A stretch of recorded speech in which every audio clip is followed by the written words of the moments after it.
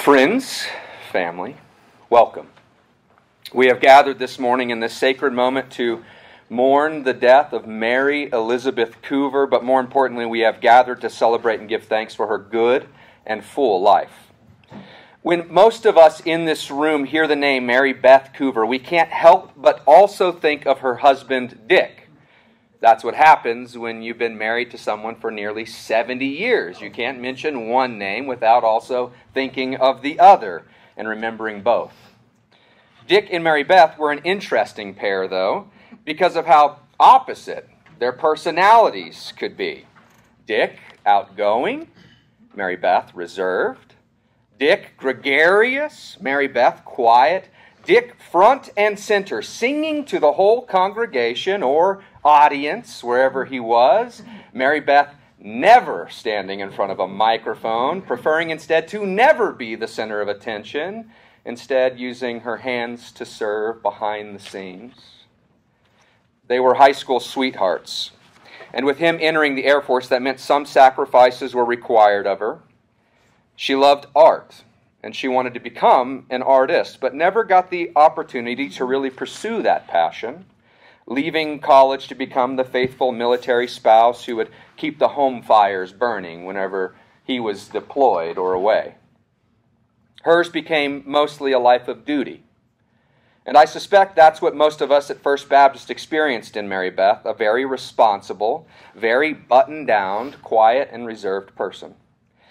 But that's only part of Mary Beth's personality. There was another side to her that she kept behind at home, quiet and away, that very few of us at the church ever saw. For instance, did you know that one time, while Mary Beth was away at a retreat at Camp Moses Merrill with a group of church ladies, she went skinny dipping? Just imagine that Southern belle leading the charge off the dock under cover of darkness. That was Mary Beth, too. When Dick fell off a ladder and busted his ankle, they moved a hospital bed into the main floor, their main floor living room, that sat just adjacent to the kitchen. And the back door came in this way, the kitchen in front, the living room right over here.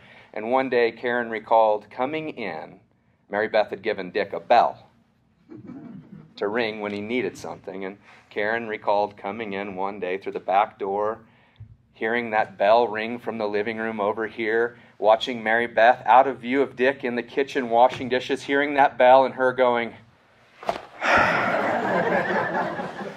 "What could he possibly need now?"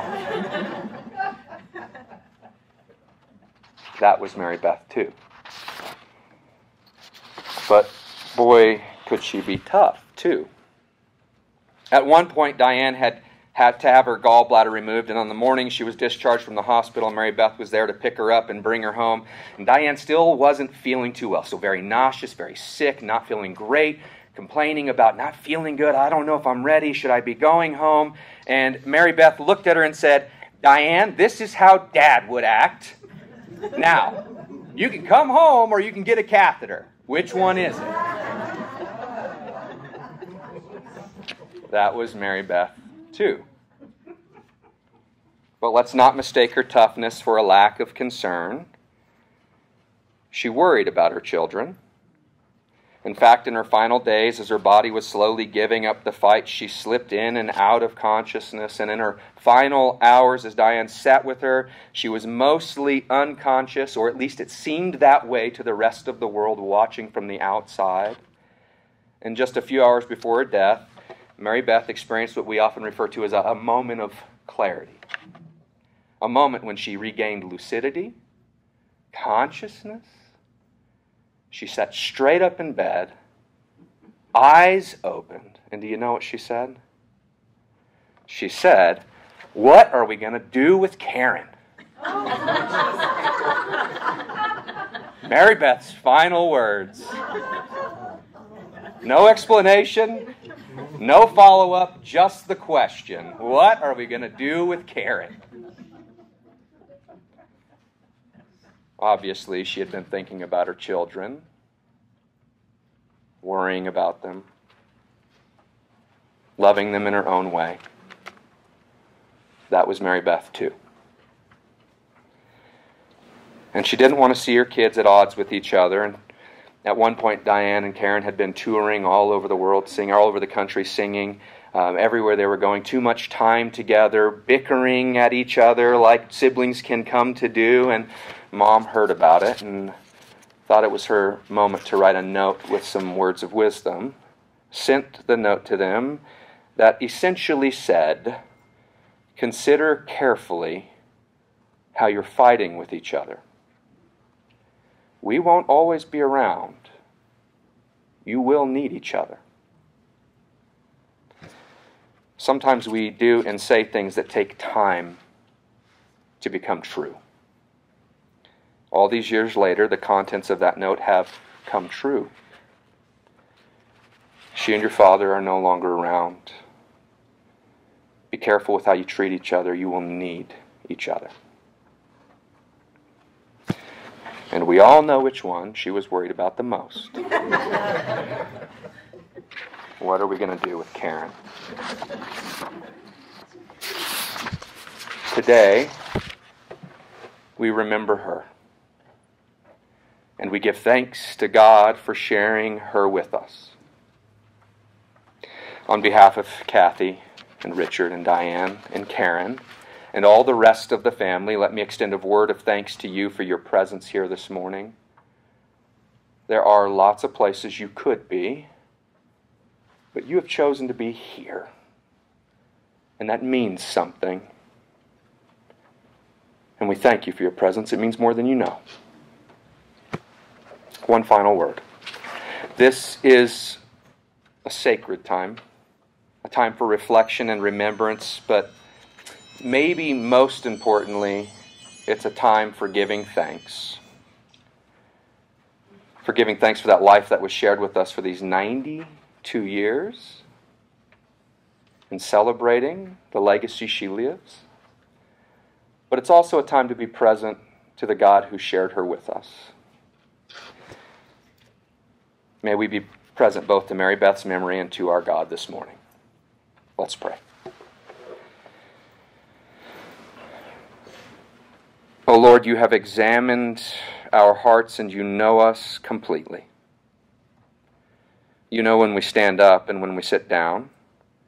You know our every thought. You chart the path ahead of us. You tell us where to stop and when to rest. As we remember and celebrate the life of Mary Beth, we are reminded that we can never be lost to you. Even if we are swept to the farthest reaches, you are there. Even if we are lost in darkness, you are there. There is nowhere we can go where you are not already there waiting for us with open arms. And so we have gathered this morning under the banner of that promise as we commit Mary Beth into your capable hands.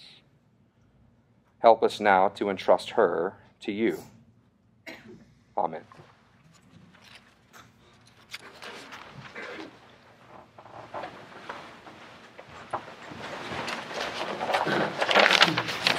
I'm Barbara Graham, speaking on behalf of myself and also Betty Lee, and I'd like to acknowledge her. You can wave at Betty Lee. There she is. So thankful for your input, Betty Lee, because she knew Mary Beth better than I, even though we were part of the same Sunday school class for a long time. And so I'm sharing her notes as well as my own this morning. You all know that Dick came here first before Mary Beth. She was a tag-along, and I don't know the story of that, but he had already established himself here at this church before she got here, which I thought was kind of cool. And both of them became active members of the fellowship class, of which I am a member still. I was a member with my husband, who has already passed away. Mary Beth participated, we learned, in women's groups in lots of places, not just here, in other churches where they took part. She hosted parties at their home in Manitou. She was happy to be part of hosting here, but as Pastor Dan has said, she didn't want to be standing up here. She would be behind the scenes stirring the punch or making the cupcakes. She was part of our American Baptist Women's Ministries, ABWM, and she would help with the planning of those things. I'm not sure if she was once their treasurer. That was a question for me. I didn't always know that. But when it comes to money, she was one of our, what we would call, counters, helping our treasurer count on Monday mornings after worship service, counting, I guess, the loose change and the bills and so on, which is kind of an important responsibility. I've never done, nobody's ever asked me to do that, thankfully. But during our Christmas annual parties that were started by Mrs. Frickholm back in 1988, Mary Beth would host a table with her twin daughters and anybody else that in the family and any other females that came to our big Christmas party every year. And there was very faithful church attendance on their part, as you might guess. You can guess who was in the choir and who was near the back of the church. It wouldn't be hard to tell. Betty Lee thinks she might have been always in the center north section, 3 rows from the back. That was her spot, apparently. Dick was the soloist, but Betty Lee remembers that Mary Beth knew all the hymns by heart, all the verses, which is a pretty great thing to do. And here's something about her personally. A lot of you know, and I only really saw once. She had an extensive collection of teeny-weeny shoes. Do some of you remember seeing those? Yeah. Teeny-weeny shoes. What fun to have a little collection. Well, she was, and here's some descriptors of her that you know: quiet, reserved, pleasant, positive, faithful, and a good friend to many. Some more of the notes that I put down is that I think she may have been in charge of sending birthday cards and anniversary cards and get well cards for our Sunday school class. Somebody is always doing that, and we thought Mary Beth did that for a while, but we know that she was what our friend Pick Palud calls the calendar girl, because month by month we put up a big desk kind of calendar with the important birthdays and the potlucks and the men's breakfast and that sort of stuff. So she was the calendar girl before I've been the calendar girl for nearly 10 years now. So that somebody else will get that job eventually. She was a member of the quilting group, as it says in your bulletin. One of the sad notes that Betty Lee included is that one Sunday morning the congregation was to receive some sad and hard news. And apparently Betty Lee was close to Mary Beth because she said she knew that something was amiss. Mary Beth knew that something was amiss because of the way the hymns had been chosen that morning. Her inside track.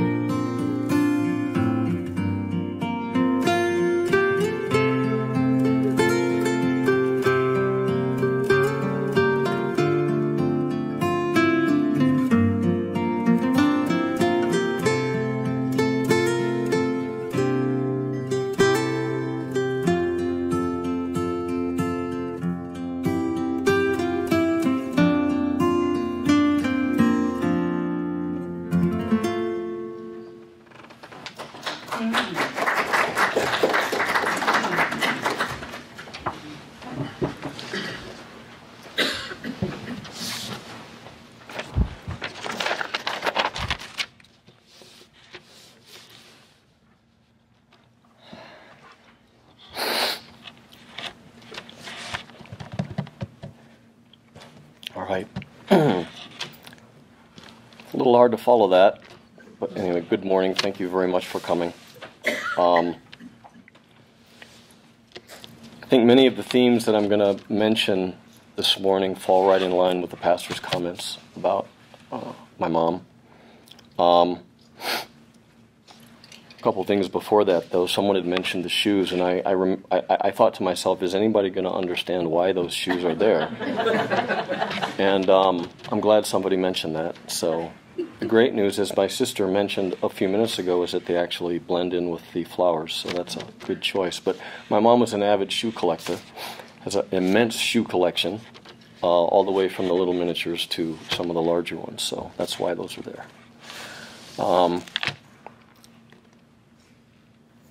And I guarantee you, I'm never going to share the swimming story. So I'm already discombobulated by this. So I've had to take a couple deep breaths to get this back on track.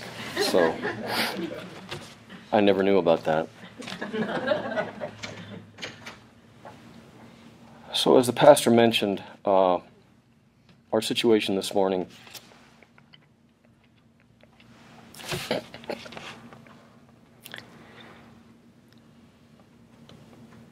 is that after really what is 75 years of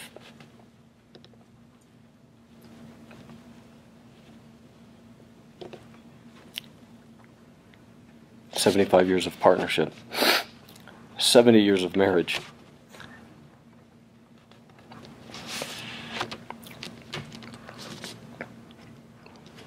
as you know, my father passed away a couple of years ago in the spring of 2022. And so that began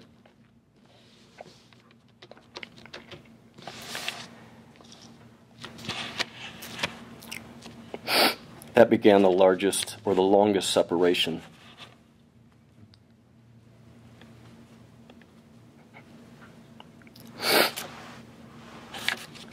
since the partnership began.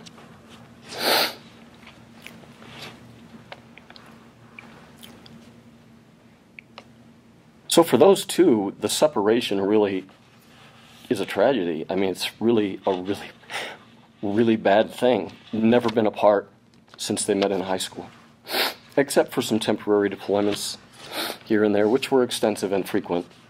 2 years is a long time.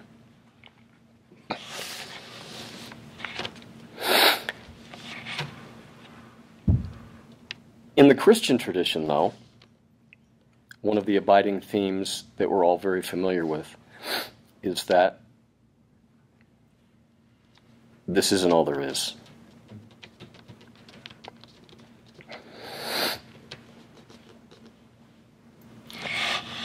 From within that tradition, whether it's Abraham, Moses, Noah, Jeremiah, Isaiah, Matthew, Mark, Luke, and John, and Mary, it's all the same thing. You can look at a really, really bad situation, and every single one of them comes to the conclusion that this is not the end of the story.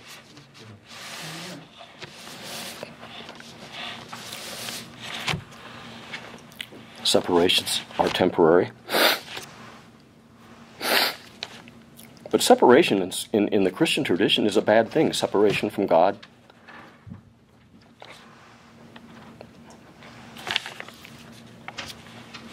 Separation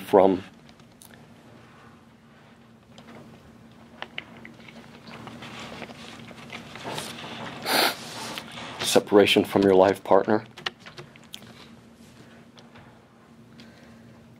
But I'm sure some of you will remember this. There was a pastor in the 1950s. His name was known as S.M. Lockridge, and he wrote a legendary sermon, and it was actually made famous in the 70s and 80s, Tony Campolo. And the theme was, it's Friday, but Sunday's coming.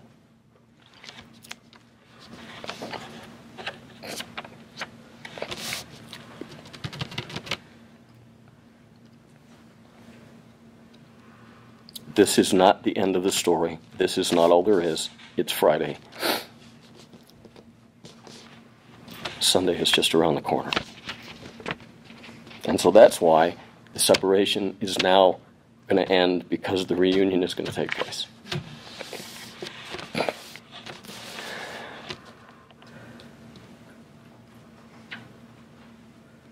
So the other thing that I want to hit on this morning is we have two kids from rural America, one from the Deep South, one from rural Ohio.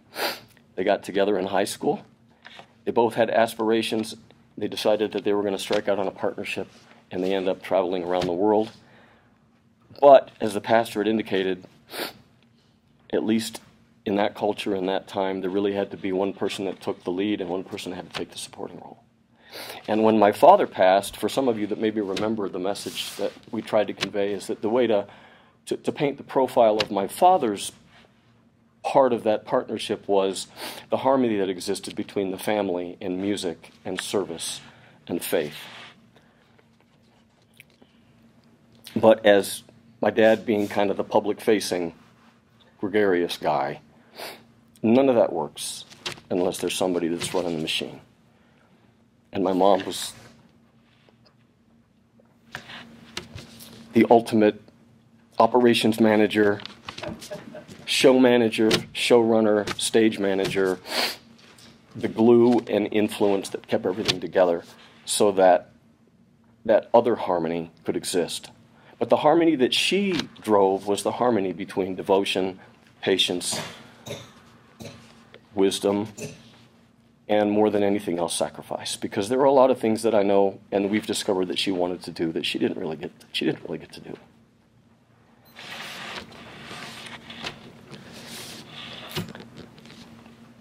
So she gave those things up, and we were who we were and who we are and who we are going to continue to be because of our mom.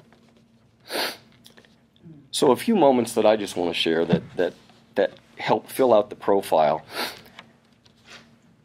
My mom had an influence on us that was about bringing to bear the greatest wisdom at the perfect time under the right conditions. And a lot of times it was very quiet. An example of that was I was 9.5, and there was something on television. It's black and white TV at the time. And Billy Graham was on TV. And she said, for some reason, we were like the only ones at home. Nobody else was home. It was just me and my mom. She said, you should watch this. Well, even at 9 years old, it's like, you know, black and white TV is bad enough, but you want me to just sit there and watch some guy talking. But she said, no, you should watch it. You should watch it. It's just like, right. So I left, but there was another TV in the other room. By that time, we were a 2 black and white TV family. So we had a TV in the back room, and I turned it on, but I did it by myself.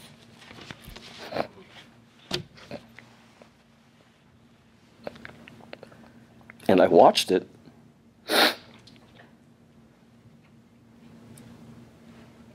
and for whatever reason, it did speak to me at the time. And as you remember, and it was just a matter of saying, look, you know, even at almost 10 years old, I had an awareness that I wanted to have a good life. And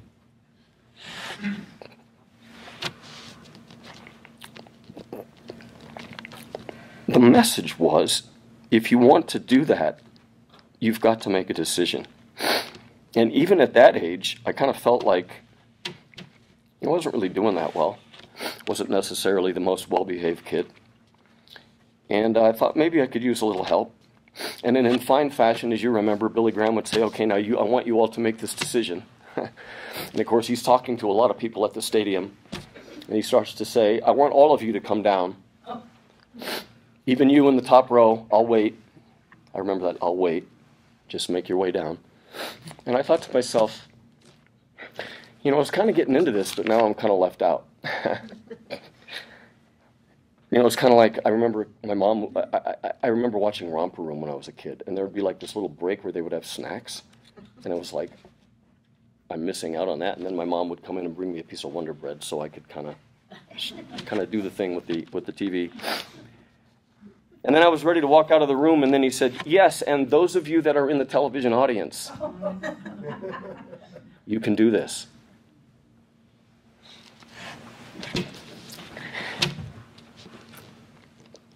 And I remember turning around and privately making a decision to strike out in a direction, and then realized I had no idea that we went to an ABC church at the time, but then my mom said the next day, she goes, "Oh, now this is great because now you can join the church." I didn't even know what she was talking. Like, what do you mean? What do I have to do? And she explained to me how, now you can come into a family, a community of faith, and they can all help you. And so now you're going to go forward. And I remember like the next 2 weeks, me and my older sister, we went forward in church and proclaimed our faith publicly. That was an example of the influence. And I remember years and years later, we were asking our family, what are some of the most important things that you got from your parents? And I remember my older sister Kathy saying the most important thing that my parents ever did for me was to introduce me to the church.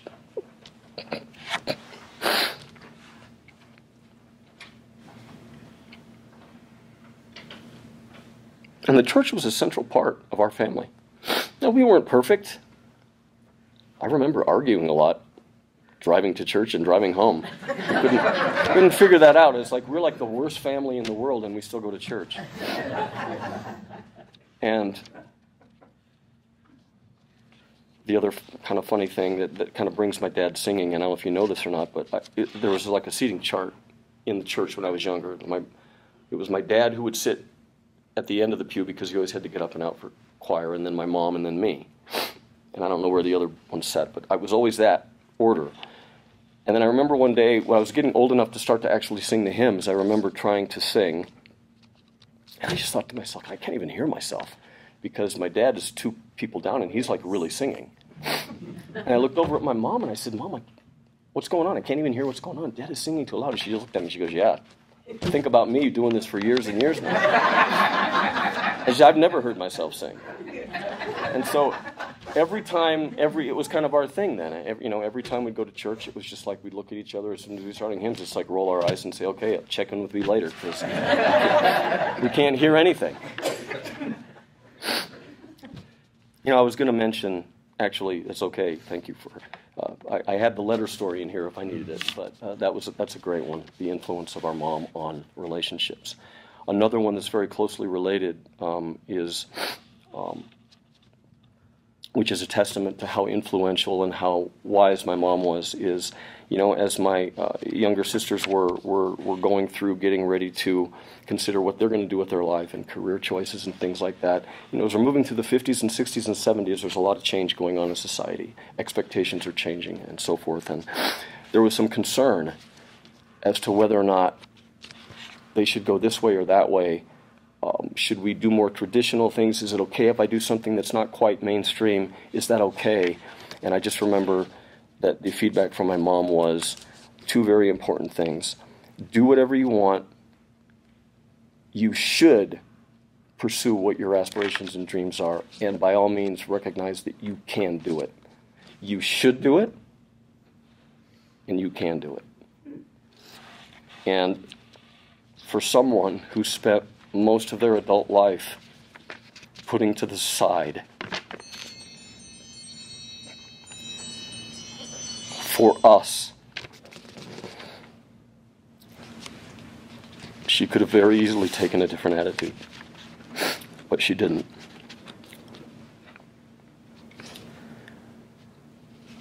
She wanted us to have what maybe she didn't have because she chose not to have it for the rest of us.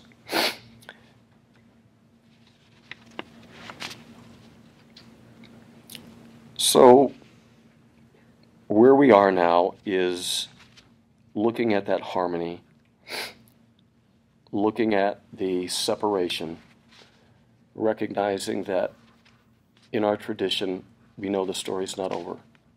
Now we're looking at reunion.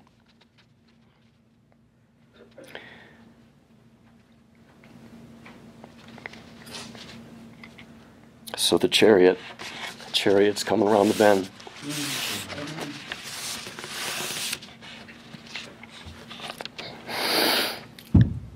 The chariot's coming around the bend, and it's going to swing low, and it's going to pick Mom up.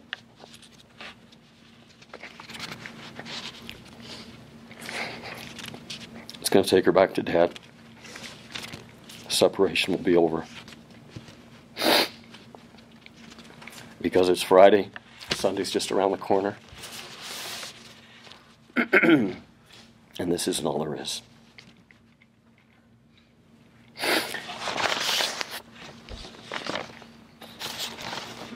Part of the service, maybe some of you remember that for my dad's service, we were able to find a recording of my father singing the Lord's Prayer. And so as part of this overall trip back home, we're going to listen to that. Thank you.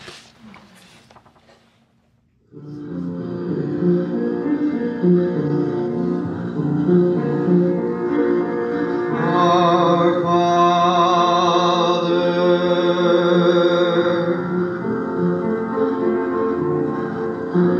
which art in heaven,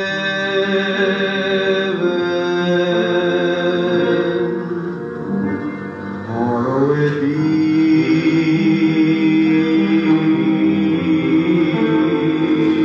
thy name.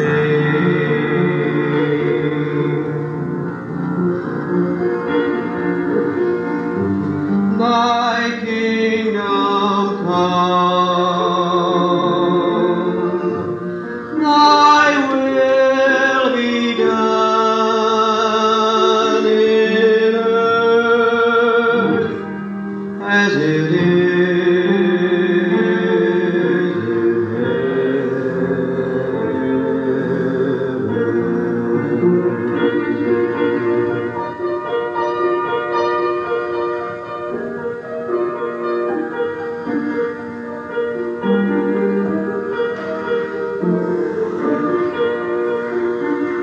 Give us this day our daily bread, and forgive us our debts, as we forgive our debtors.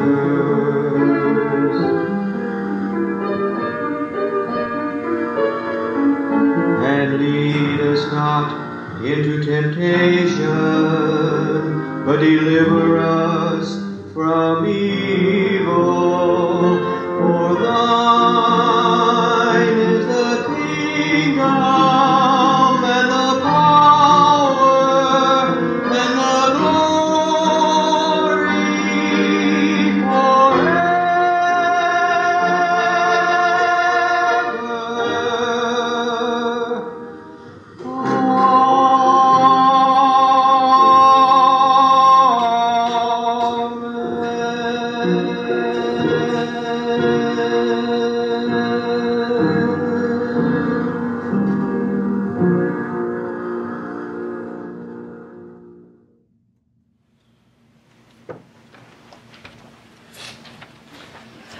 And I might be wrong, but I think that might have been Betty Fannin playing the piano behind him, who's playing the piano for us today. Here in just a moment, I'm going to offer a closing benediction, but then right afterwards, I'm going to invite you to join us in singing a hymn that both Dick and Mary Beth put on their forms as requested hymns to be played or sung at their funerals. The two verses of that are on the page across from your order of worship there. We'll invite you to sing with us in just a second. But before I do that, may the Lord bless you and keep you. May the Lord make His face to shine upon you and be gracious unto you. May the Lord lift up His countenance upon you and give you peace. Let's sing together.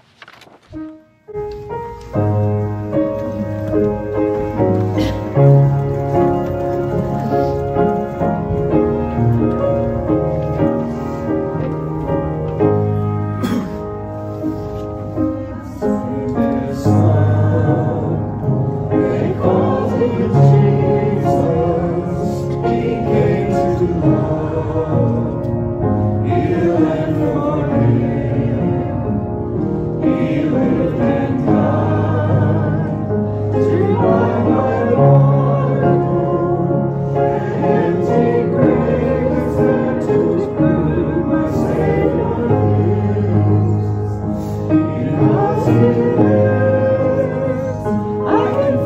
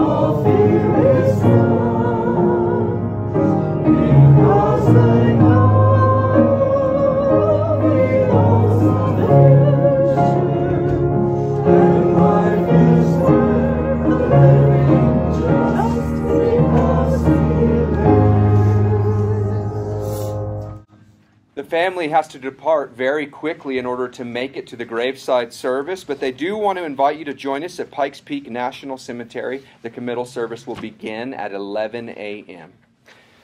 Go in peace.